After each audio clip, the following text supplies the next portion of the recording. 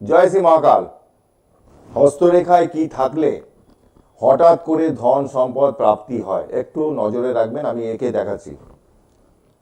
এটা আমাদের এই লাইনটা যেটা যাচ্ছে এটা হচ্ছে হার্ট লাইন বা হৃদয় রেখা, এটা আয়ু রেখা, এটা এটা হচ্ছে শিরোরেখা, এটা হচ্ছে ভাগ্য রেখা।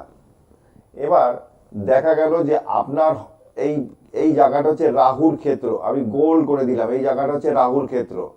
এইখানে যদি আপনার এরকম চতুষ্কোণ চিহ্ন থাকে বা ত্রিভুজ চিহ্ন থাকে, এরকম যদি থাকে, আপনাকে লাইফে হঠাৎ করে প্রচুর পয়সা দিতে পারে, হঠাৎ করে ধন সম্পদ প্রাপ্তি লাভ হতে পারে।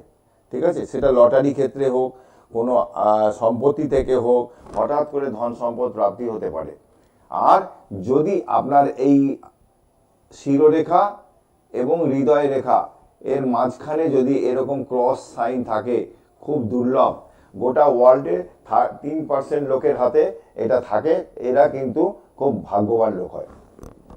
ভালো থাকবেন, আবারও আসবো। জয় মা তারা।